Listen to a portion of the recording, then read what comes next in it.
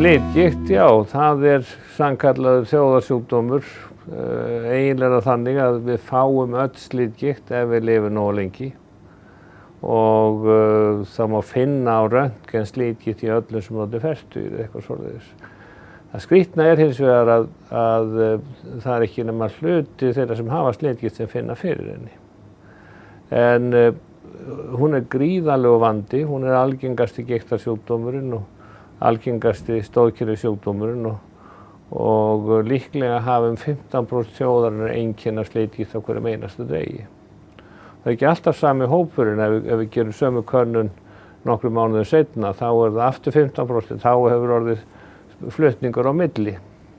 En í heildina þá þetta alveg geysilega dýr og sjúkdómur sem orsakar mikið vinnutap og mikla bæklun, hjálparþörf og annað sem að með vaxandi aldri þá vegur hann þyngra og þyngra.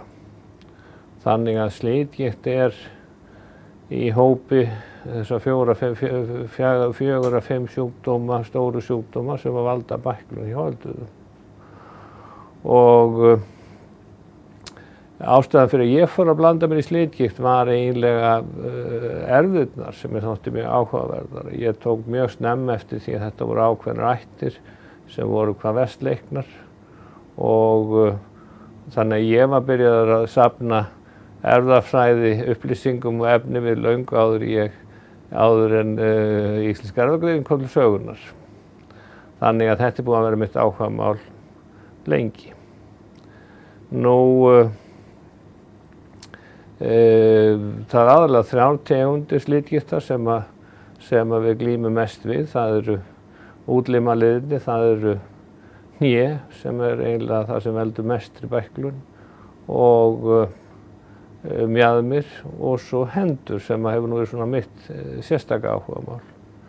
Aðalega vegna þess hversu arfgengun og vegna þess að hún tengist aukinni hættu á að fá slitgikt í stóru liðina líka. Þegar maður heyrir orðið slitgikt þá ímyndar maður að þetta sé eins og slit í vél, það sé vegna of mikillar notkunar eða vondrar notkunar, en það það ekki nema í minnihluta.